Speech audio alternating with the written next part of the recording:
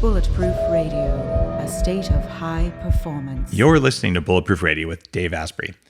Today's guest is a psychology professor from Northeastern University who did a amazing TEDx talk called The Secret of Becoming Mentally Strong that is one of the most popular talks of all time with 9 million views to date.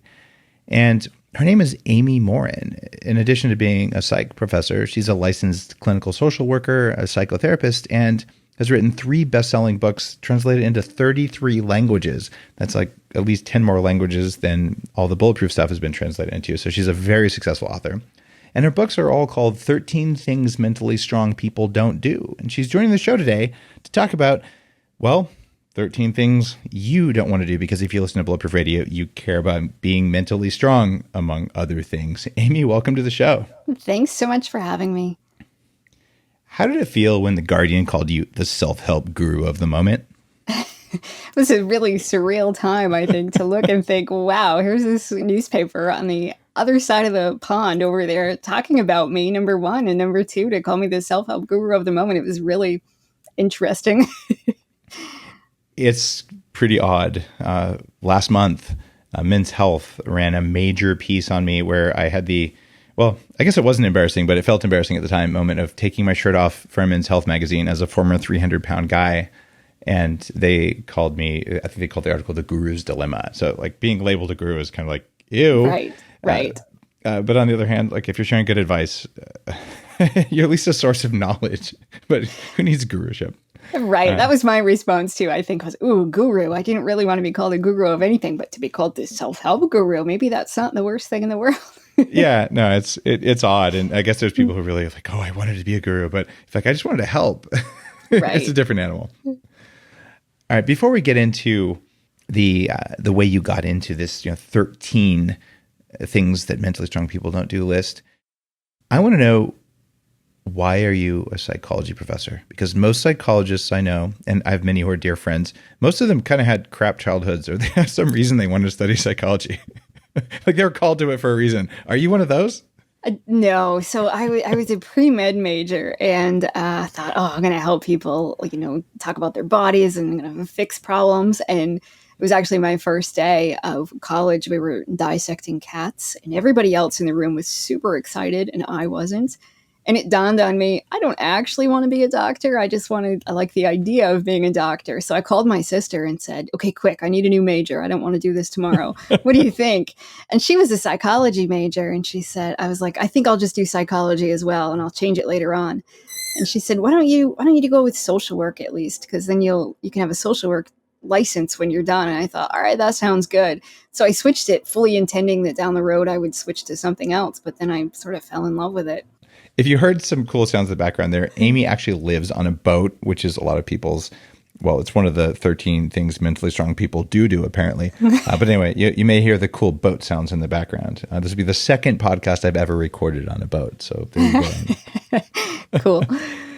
So you decided you didn't want to be a doctor. Well, the good news is that maybe you dodged a bullet. My wife is a doctor, and having dissected her share of cats and human cadavers, she developed a sensitivity to formaldehyde, which is what they used to pickle them all.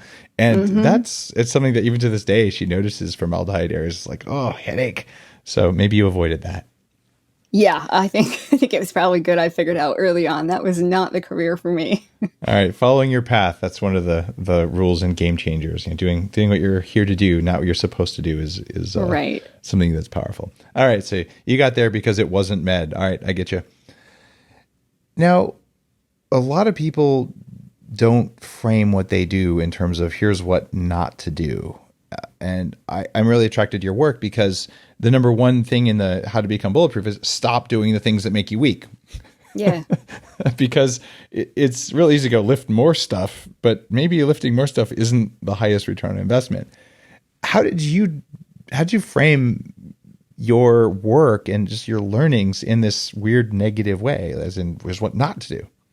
Well, so I was working as a psychotherapist. It's early on in my career, and they really taught me build on people's strengths, find out what people are doing well, and encourage them to keep doing that. And so I did at first. And at some point along the way, though, I thought, I'm doing people a disservice. If I wanted to become physically strong and I was going to see a trainer and they said, go lift weights, great. But if they didn't tell me to quit eating so many donuts, I wouldn't see the results that I wanted. I'd rather give up eating all those donuts than spend another hour on the treadmill. And it's sort of my personal journey led me in this interest in mental strength on a deeper level. Shortly after I became a therapist, my mom passed away suddenly. And I thought, okay, now it's not just about teaching other people how to be mentally strong. I really want to know for my own purposes, how come some people go through tough times and they're sort of reduced by it, but other people go through hard times and they find strength in it and they come out on the other side stronger than ever. So I started studying the people in my therapy office with this new sense of passion. And I started looking at them and I realized that people who were stronger than others, there were certain things that they just didn't do. So that no matter what they went through, no matter what sort of practices they were doing, as long as they didn't do certain things, they came out mentally stronger. And in my personal journey, I went through all sorts of more stuff in the coming years. My husband passed away when he and I were both 26. He passed away unexpectedly. And through my grief, really wanted to know, how do I not do these certain things that I've identified in my therapy office? How do I make sure I don't stay stuck? And took years to get better, to start to feel like, okay, there's light on the other side. But after, it was about 4 years later, I got remarried and life was starting to finally look good. And then my father-in-law was diagnosed with terminal cancer. And I thought, oh, now I'm going to lose another loved one. I lost my mother, I lost my husband, now I'm going to lose my father-in-law. And so I wrote myself this list of what not to do. When I was done, I happened to have a list of 13 things. I didn't mean to sit down and write the 13 things mentally strong people don't do. It was really just a letter to myself. And I would read over that letter as often as I needed to stay strong. And then I thought, well, if this is helpful to me, maybe it would help somebody else. So I published it online sort of on a whim.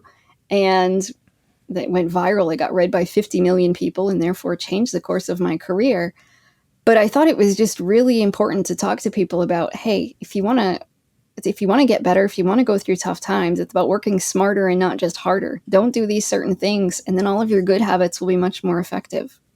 You've demonstrated an amazing amount of resilience, because most people don't lose their parents, their spouse, and a bunch of other loved ones until they're late 40s, 50s. And the normal course of human progress is you spend your 20s and early 30s going to a wedding every weekend, right? And then after that, it calms down. Then it's baby showers for the next, 10, 15 years, and school events and all that sort of stuff.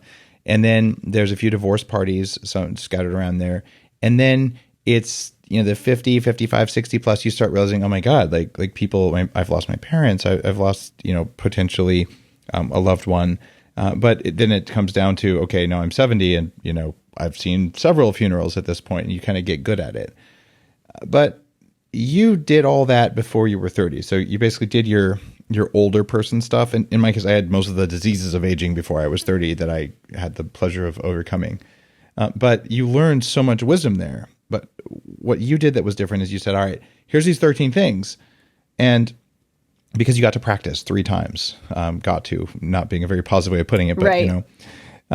Let's say that was the position you were in. What are those 13 things? I mean, give me a couple of those things. I'm sure half the people listening saw the blog post when it first came out, but just kind of walk me through what is it? So number 1 on the list is that mentally strong people don't feel sorry for themselves. That's because that's where I was when I was writing this letter. I was in the midst of hosting a pity party. So that ended up as number 1 on the list. Don't feel sorry for yourself. Another one's don't give away your power, which is really about when you say things like, my boss makes me work late, or my mother-in-law makes me feel bad about myself. Nobody makes you do those things. So taking back your power is about acknowledging that you're in control of your time. You're in control of how you think, how you feel, how you behave. Another one's about not resenting other people's success. In today's world, it's so easy to look around and think other people are doing better, or that somehow other people are taking away things from you, whether it's money or that they have more fame, more fortune, more good luck, and that somehow they're robbing you. So really, the whole list is sort of these things that we all do sometimes. It's not a list of, yeah, I do that or no, I don't. I guarantee we've all done these things at least a few times in our life, but it's also things that we can choose to give up. And that once you recognize them, you can't unsee them, and you can start to recognize points in your life where you do them, and then you make a conscious decision of, how do I stop doing that? Yeah, feelings are not generally subject to logic. Like, we don't really, I had a thought and then I had a feeling about it. Usually you have a feeling and then you make up I'm feeling sorry for myself sort of thing. How would someone, and I'm asking you not just as the author of the 13 things mentally strong XYZs don't do, but just as a psychology professor, someone who's studied this a lot and someone who's lived through it, how do you do that little mental trick of saying, okay, I'm feeling sorrow, but now I'm not feeling sorry for myself? Because a lot of people get stuck there. Yeah. And so I think it's super important to recognize, all right, feeling bad can be healing. If you're grieving, you're going through tough times and you feel sad, absolutely healthy. But it crosses over that line when you start to think, my life is worse than everybody else's. Nobody understands my problems. When you start to fall into the category of hopeless and helpless, and for every solution that you try to elicit from other people, then you find 101 problems, 101 reasons why it won't work. That's when you get stuck in that trap of thinking nothing's going to help. There's nothing I can do about this. And sometimes it becomes an excuse. I'm going to sit around this weekend and not go anywhere. I'm not going to do anything. I'm just going to sit here and sort of wallow in my misery. That's when it becomes a problem. Okay, that makes sense, and it's a lifelong skill. And when you practice early, do you find that the best way to know when you're having a pity party, because you probably don't know it, at least when you start it, like it feels real? Is it friends? Is it family? Is it a therapist? Like what's the early warning system for the fact that you've fallen into self-pity and you didn't notice? I think when you start to recognize, okay, there's absolutely nothing I can do to make myself feel better. There's nothing I can do to make my situation better. There's nothing I can do to contribute to the world, to make the world better. Because some problems can't be solved. If you have a loved one with a terminal illness, you can't fix it, but you can say, well, what are my options? What could I do to make myself feel better? How could I take care of myself? How can I help my loved ones during this time? But when you're hosting a pity party is when you think, oh, there's nothing I can do. This is terrible, horrible, and awful, and my life is ruined. So, and sometimes your friends and family are the ones who can point it out. Maybe they're trying to offer you solutions. Maybe they're trying to say, what if you tried this? And for every time they offer that, you come up with a reason why it won't work. You start thinking nobody understands, nobody cares. I think a lot of that terminal thinking, when you start thinking things are always horrible, things are never going to get better, always and never are some pretty good clues. Or when you're thinking nobody understands or nobody else has ever experienced this, those are all red flags that you're sort of exaggerating how bad your misfortune is. Byron Katie's book, The Work, and she was on the show recently. She has a practice of asking herself, is this true? Yeah. Like, okay, a lot of your self-pity probably isn't true. Any of those things you just said, all of those are just a simple fact-based thing. They're not true, but man, they sure feel true, which is the challenge of just overcoming. How do we solve that? Okay. You also talk about how people who are mentally strong, they don't fear taking calculated risks. So how do you know that you calculated your risk right?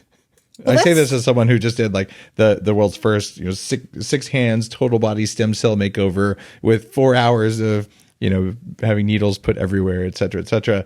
I thought I calculated that risk pretty well. It seems like it turned out, but I don't know if I did it right. So how do mentally strong people know they did it right? So, I think part of it is just being more aware. We take risks every day and we don't even think about it. And when we look at how we handle risk, it's kind of crazy. So if we take the same risk every day, after a while, it doesn't seem risky. Take driving a car, for example. Most of us get behind the wheel and drive a car. You probably even speed sometimes and don't really think about it. And yet the things that scare us are bizarre. So it's scary to maybe take the stage in front of a group of people, or some people are terrified of flying. So a lot of our risks aren't based on any type of logic. It's just based on how we feel. So just recognizing, how do your emotions affect your decisions? Well, when you're really excited about something, you'll overlook the risks. You'll underestimate how rough things could be. So if you're super excited about an opportunity to make a lot of money, you might think, well, nothing bad will happen, and you jump in and just take it, and you become on the impulsive end of the spectrum. That's why some people fall for get-rich-quick schemes, because they're so excited about the possibility of getting all this money. But on the other end, sometimes when we're already anxious about something else, maybe you're nervous about something that happened at home and you go to work and you have an opportunity to take a risk, your anxiety will spill over from home into work and you'll think, no, I can't possibly take this risk at work, whether it's applying for a promotion or volunteering to be on a committee. So part of it's just becoming more aware of your emotions, recognizing how do my emotions affect this? And then to say, well, what's the logic of this risk? And did you really look at the potential benefits, the pros, the cons, and did you evaluate it? Or did you just sort of go with your gut and think, I'll just do this without really putting any thought into it? Oh, all right. That's strong advice. I like that. You went on from talking about what mentally strong people don't do, and you got into parenting. Do you have kids? So I was a foster parent for most of my adult life, right? It was from the time I was like a little kid, I was like, someday I'm going to be a foster parent. And so as soon as I was in graduate school, my first husband and I became foster parents. And I had kids between the ages of 4 all the way up until 17. And after I was widowed, I decided I'll do this as a single woman. And then when I got remarried, my second husband was on board. So for most of my life, I had therapeutic foster kids. I like the ones who were sort of been kicked out of every place they'd ever been, the ones that were considered somewhat unadoptable. My goal was to say, how do I make it so that these kids can be adopted before they turn 18? It's something I'm super passionate about. I've taken a break now that I live on a boat and I'm not home very often. But so to answer your question, I don't have biological kids, but for most of my adult life, I've had foster kids. Wow. Well, thank you for that. You're changing some lives in a really profound way, just on an individual basis with doing something that requires that level of energy and care. Mm-hmm. And that probably would be the best possible background to write a book on what 13 mentally strong parents don't, wait, what was it? 13 things mentally strong parents don't do. And because you actually had a sample size of kids saying, okay, what happened here? What didn't happen, abandonment, all that stuff. So you dug in on that, and your list is really strong there as a parent of 2 kids who's never been a foster parent. I got to say, this is a fantastic list. And I wanted to call out a couple things from things mentally strong parents don't do. One of them is you talk about making their children the center of the universe. Why did that make the list? So it's one that I've seen, a lot in my therapy office, but I hear a lot about too. And people will say, your kids should be your everything. Your kids should, your entire world should revolve around your kids. But we're seeing the consequences of that. Kids who grow up with their parents' entire universe is revolving around them, grow up to think the entire world revolves around them. And that doesn't mean that your kids shouldn't be a top priority in your life, but it means that you can set limits, you can say no, you don't have to do the things your kids want to do. I would see it in my therapy office all the time. Parents would come in and they have this kid and the child just has never really dealt with a lot of things in life because the parents were willing to do whatever the child wanted to do 24/7, whether they were traveling the country to go to sporting events just for their child, or they were spoiling them with everything they could afford. And they had the best of intentions, but at the same time, they were raising this child who just wasn't going to have the skills that they needed to deal with the fact that their future boss, their future mate, their future friends that they were going to have just weren't going to be able to meet these kind of demands. I had one employee the first time having a job out of school. And this person said, I'm going to show up to this thing. And it was a thing that had been planned for a long time. It was an important attendee. And then the evening before, it's like, I'm not going to show up. And I'm like, okay, that's out of integrity. It's one of those things where at this company, we do what we say we're going to do. And it's not okay to flake unless we're talking about a family emergency. And the emergency was a hot date, as far as I can tell. And I said, when I said it's out of integrity, they looked at me and said, it's out of integrity for you, but it's not out of integrity for me. Interesting. Like, what do you do with that? I don't even know. But I was asking myself, all right, is this that being the center of the universe? Because integrity isn't about you or me. It's about, do people do what they say they're going to do? And it was that's what actually made that rule pop out, or that whatever piece of advice pop out. What are some other things that you're seeing parents do today that maybe they didn't do 25 years ago? Yeah, so certainly that's one of them. 25 years ago, nobody was making their kid the center of the universe, or very few parents. But another one is really parents are taking responsibility for the way that their kids feel.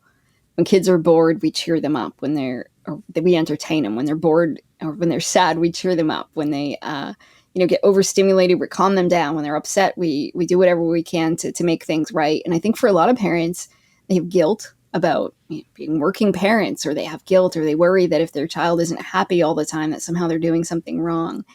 And we're not giving kids the skills that they need. And as a college professor, I see this firsthand, but there's studies that when they surveyed college students and said, were you ready for college? Most of them said academically, I was 100% ready for life after high school.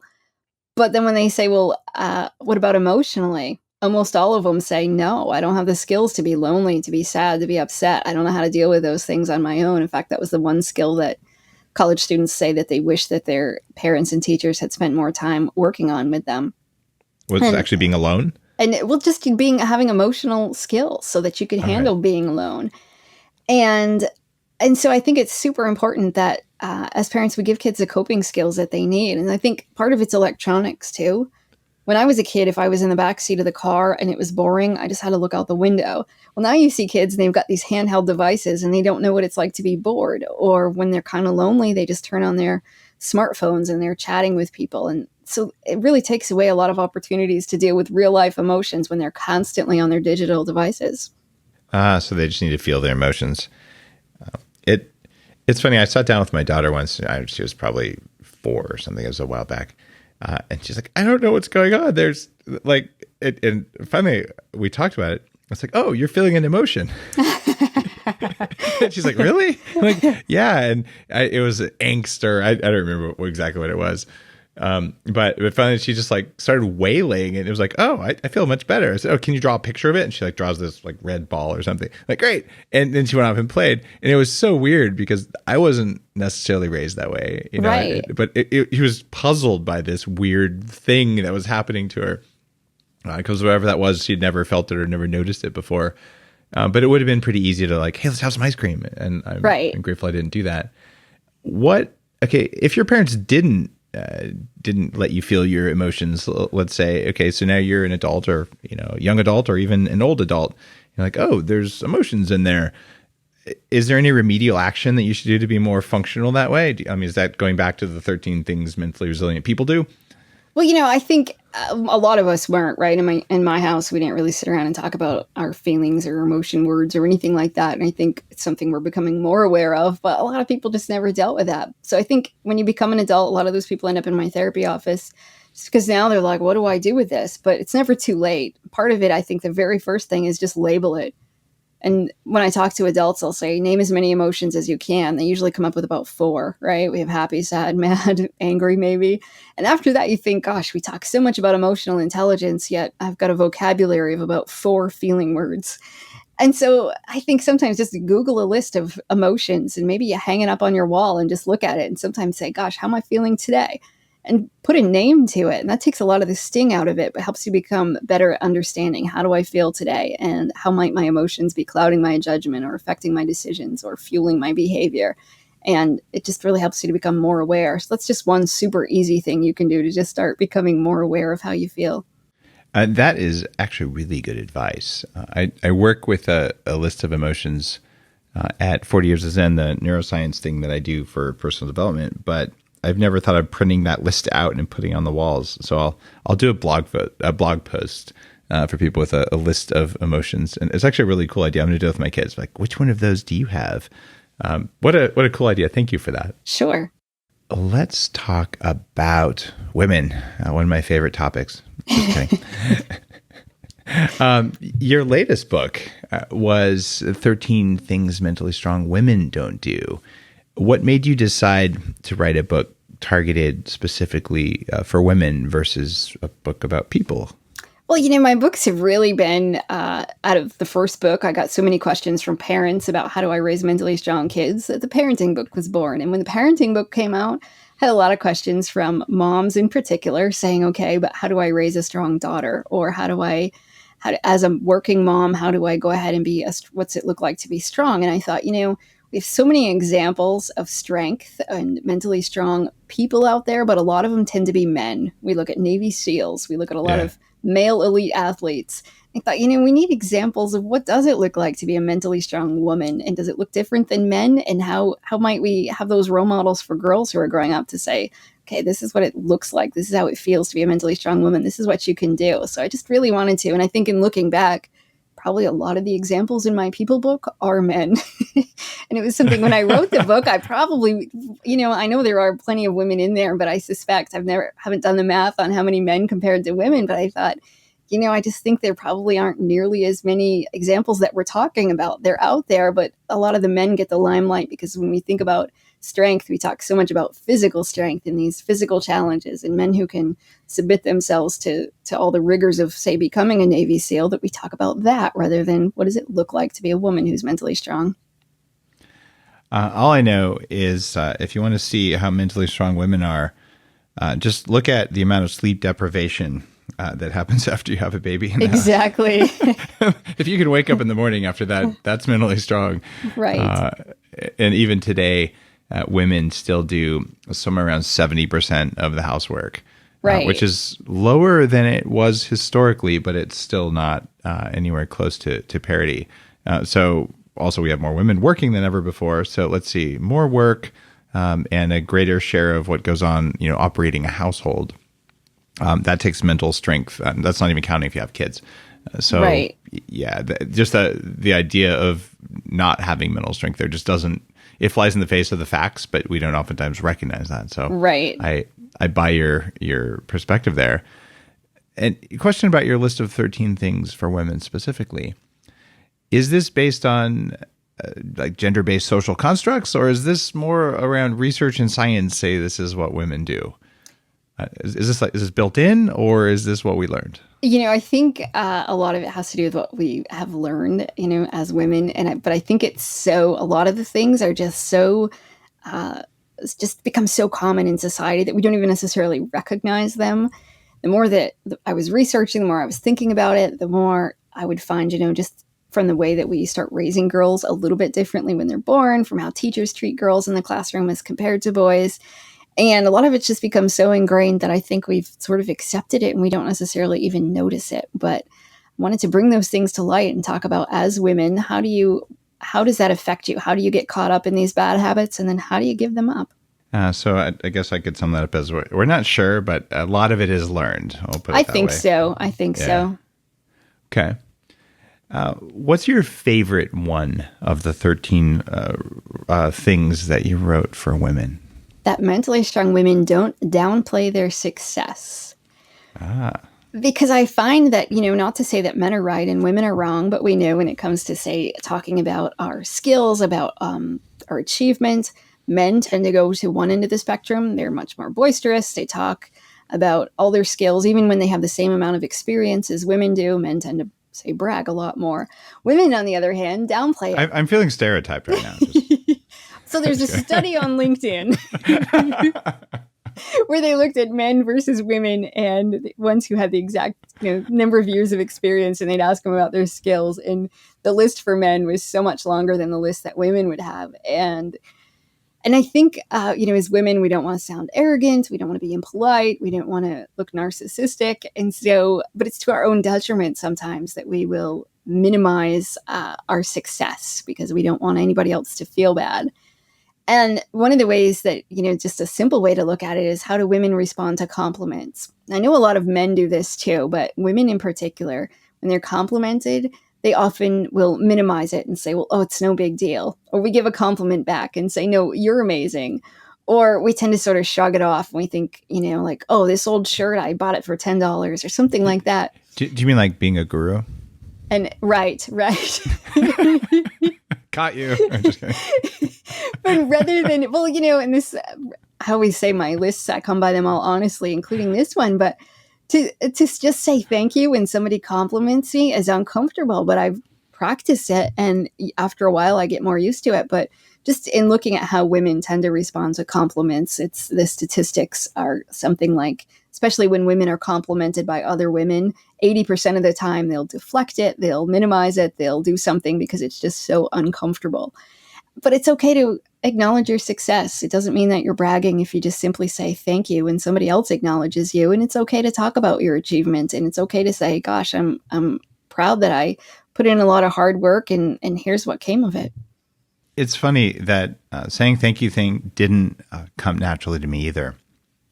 And I work with a variety of advisors, mentors, people way older than me, who therefore have more arrows in their backs than I do.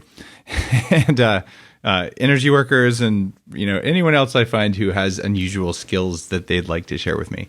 And one of them was like, Dave, when people compliment you or say thanks or whatever, you got to say thanks. I'm like, okay, I can do that.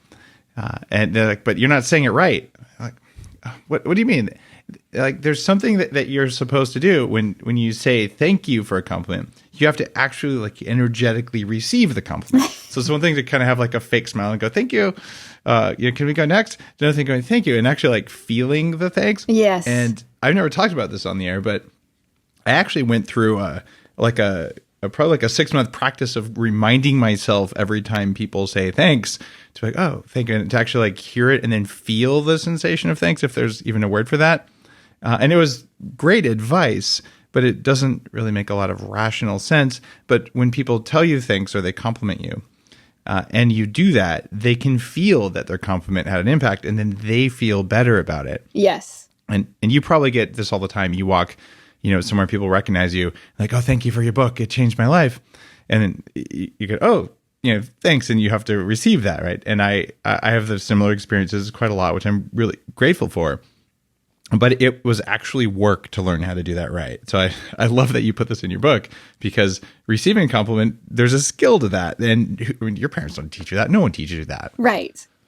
And I think there's so much focus on humility. And so I love that you said that about receiving it and to help yourself try to at least feel it on the inside too. Because there is a big difference in just saying thanks and you keep walking versus, hey, thank you for acknowledging that. And then to take a moment and really feel it and think, okay. And it's uncomfortable. It's so bizarre that the words that are supposed to make you feel good feel so cringeworthy sometimes.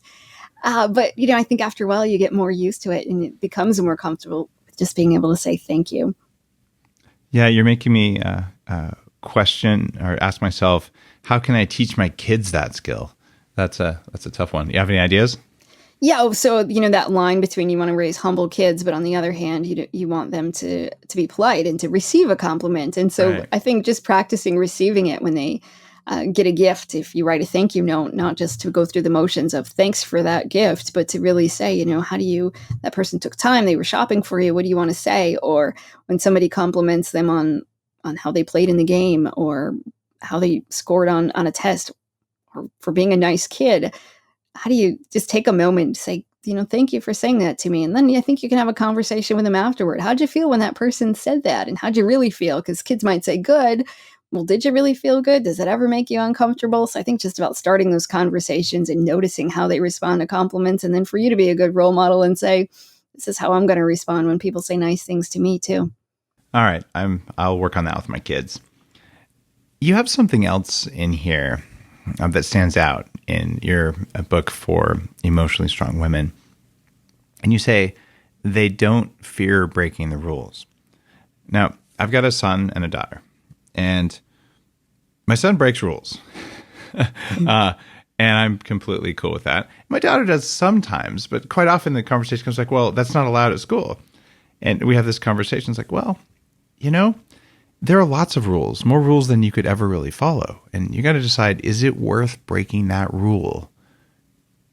Because there will be consequences if you get caught, but are the consequences worth it? And one example, their school, they have this ridiculous rule. You're not allowed to make snowballs. I'm like, come on, it barely ever snows. How could you not have snowballs at a school? Like, that's just sick and wrong. And if you're listening, Waldorf school people, come on, like lighten up. They should say, you're not allowed to put a rock bigger than so amount in the snowball and throw it at someone you don't like. Okay, that's at least where I grew up.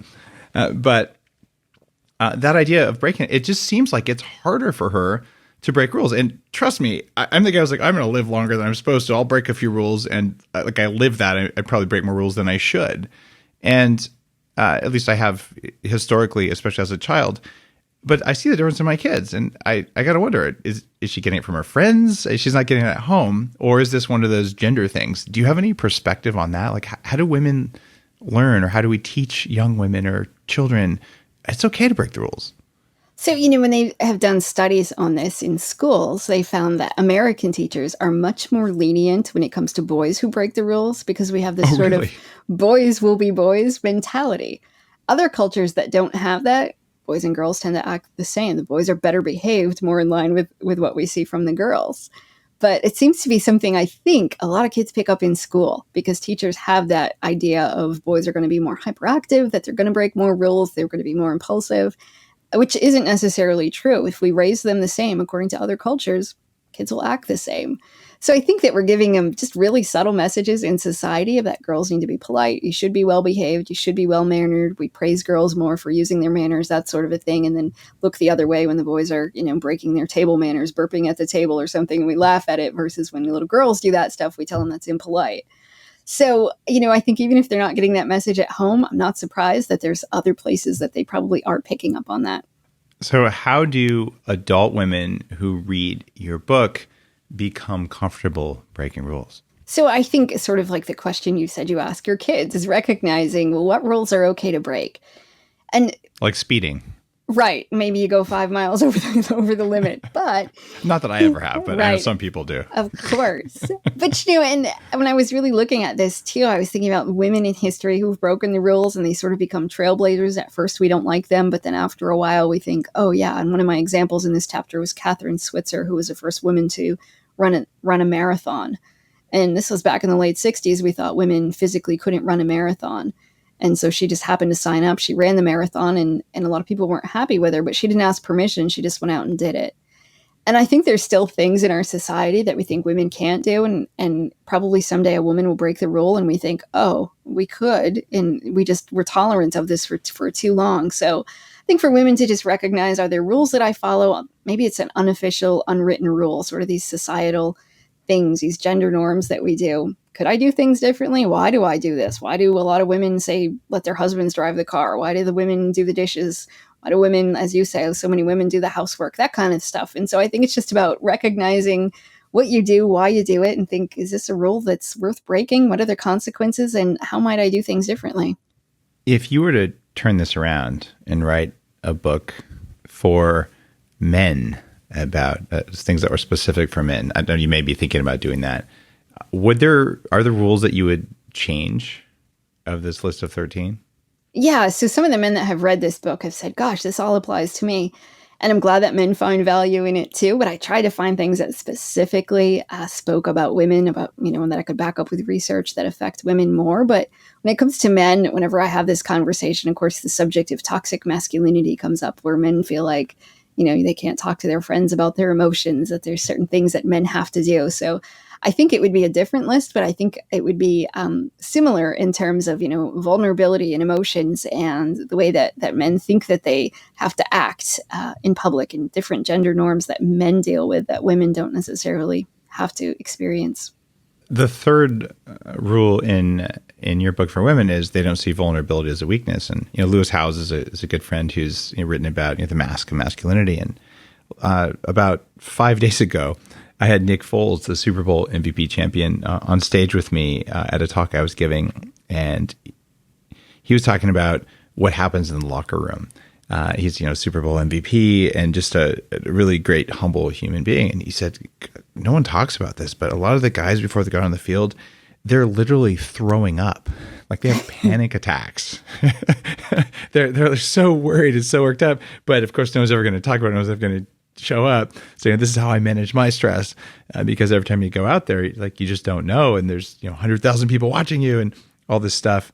And so I was just kind of amazed to hear that, because you hear this maybe from SWAT team people, and I've had some people on who've talked about that, just the innate stress responses, but the fact that they don't talk about it. So I kind of feel like women are allowed in today's culture just to be more vulnerable than men. But you're saying even so, women don't see that vulnerability as a weakness. And it seems like that is an area where guys probably have more of an issue with that. It's certainly something that I worked through in my early 30s around just being comfortable being vulnerable, because that was certainly not something that was ever acceptable, where I went to school anyway. They'd beat you up if you were vulnerable.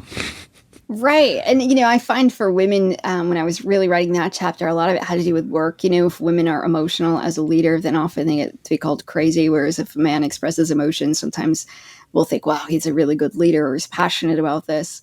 And so I think for women, there's a game face that they have to put on, but it's in a different way. Whereas women, behind closed doors with their female friends, they can talk about, gosh, I'm really anxious, I'm nervous, I'm sad. And then a lot of men say, I don't have that opportunity. I don't have anybody in the world that I could really express my feelings to and feel like it's okay to do that. So that's something that I think is shifting. And sometimes it's just, having really healthy friendships is a really part of that. And there are a lot of guys, going back to your book on kids, where you have kids and you end up for only 18 years not really putting time into friendships because you're putting so much energy making your kids the center of the universe. And that happens for men and women. Yes. But at least the studies that I've seen, probably not nearly as many as you as a professor of psychology, but are that women tend to have better friendships during that time than guys do, because guys are quite often just really career focused. And women, especially when you have young kids, you tend to spend time with other people who have young kids, so you get some mommy social time, right? Whereas guys oftentimes don't. So maybe that's one that'd be in there. Well, I think that you've done a pretty profound job of breaking down this huge number of things into very digestible bites in all three of your books that really stand out. And I got to ask you now, if you had only one thing that would apply to all of those audiences, the single most important thing that mentally strong people don't do, what would it be? I would say that mentally strong people don't expect immediate results. I think in today's world, of instant gratification, we want things so fast, but yet change. If you're going to change yourself, you're going to change your life, it takes time. And to know that progress doesn't always come in a straight line. Sometimes things get a little worse before they tend to get better, but that doesn't mean you should quit. You don't give up. You just keep going and know that it's not going to happen overnight. So it comes down to patience and resilience and just continuing to push. Yes. As long as you're not following that one other rule you have, which is they don't keep doing the same thing over and over that doesn't work. Right, exactly. That's the problem with advice. It's always easy to generalize, except it's not easy to generalize the way you have, where you've made some really clear rules with good stories. So I think you've done a fantastic job of summarizing learnings that life brought your way early on and that you've studied professionally and put it into something that's digestible and noteworthy and worth sharing. So thank you for writing those 3 books. I think they're just worth people's time. Oh, thank you. I've got one more question for you that has nothing to do with your work. Throughout the history of Bulletproof Radio, the first about 600 or so episodes, I asked people this question, 3 pieces of advice for people who want to perform better at everything as human beings, which would include parenting and being a man or a woman or anything else. But I published Game Changers based on that work that just came out recently, same publisher as you. And now I'm working on my next book, which is an anti-aging book. So for the last 20 years, I run an anti-aging nonprofit research group. And I'm out there in terms of rules I want to break around aging. And I started to ask everyone who comes on the show this question: how long do you want to live? I think, so I'm going to be 40 this year. So if I could live to be 140, if I had 100 more good years left, I would be ecstatic. All right. Look at you. I love that answer. Now, why do you think that might be possible? My hope would be that between now, so if I'm going to be 40, and then, and so I guess my average lifespan would be what, early 80s, typically, if we looked early at to mid 80s, yeah. So, which would then say my life is half over. But if I were to think about the medical advances we've made in the first 40 years of my life, my hope would be that in the next 40 years, we'll come up with some that will extend my life, things that will figure out, how do you cure certain things? How do you prevent certain illnesses? How do you deal with certain things? Because I wouldn't want to live to be 140 if I, get to Alzheimer's at age 80 and I don't remember the last 60 years of my life. But right. I want to live to be healthy. So that would be my hope, is we find some ways to keep us healthy and to help me to have a better quality of life until 140. I think would be amazing. I love it, and you actually followed some of your own knowledge there. You didn't let self-doubt stop you from reaching your goal. Well, you haven't made it to 140, but at least you can do it. And that thing about taking risks and looking at risk and reward, one of the other rules you have in there. You're also doing that. It's like, are you allowed to break the rules? And by the way, thank you for just saying, I'm pretty sure medicine is going to do something in the next 100 years that's useful. I kind of agree with you there, but it drives me nuts when people have that picture of old age. Oh, when I'm 80, I'm going to be, tubes and monitors, and I won't know my own name. And it's like, no, it's not how it's supposed to be. So I love it that you're almost 40. I just turned 46 last year. And for me, I was celebrating my 25th birthday. Because my goal's 180. I'm still young, and I'm just going to keep it that way. So I love hearing that. And if you're listening to this and you're thinking about what your picture of old age is, change it. It won't be that way when you're old. And if you're already old, it's already not that way if you know the right stuff. And I'm pretty excited about that. And by the way, if you're going to live for 140 years like Amy here, or 180 or more like me, you might want to look at these 13 things that mentally strong people do. You might want to start doing that now, because if you do that for another 100 years, like Amy's going to, the return on investment and the reduction in suffering in your life from that is pretty big. So you're going to have to learn these things if you live that long. You just do it earlier, because if someone had told me this when I was 20, it would have been so much easier. Right. All right, Amy, thank you for your work. People can find your books all over the place. And pretty much you can just go out and you can Google for 13 things mentally strong, and you will find all 3 of your books. One for people, one for parents, and one for women. They're all different, and they're all worth reading. Even if you're not a woman, you're going to find some nuggets in there. Thanks, Amy. Thank you, Dave. If you'd like today's episode with Amy, you know what to do. Go out there and pick up a copy of one of her books and read it. And if you like it, take the time to leave a review, because authors like Amy and like me, frankly, we appreciate the heck out of that. We actually see those things, and it lets us know whether our books are worth your time. Because one of the worst things you can do as an author is write a book that wasn't worth anyone's time. And so we track those things, just know, did we do it right? So when our next book comes out, we can do it even better. So it's a really good way for you to express gratitude and say thanks. And it's a good way for Amy and me to practice our receivership of your thanks, like we talked about on the show today. So do leave reviews for any book you read, not just because it helps other people find the book, but because us authors, we care and we notice it. So 13 things, Google that, leave a review, and Game Changers, Google that, leave a review. You'll become a better human being. It's guaranteed. Have an awesome day. There you go. How'd you like that?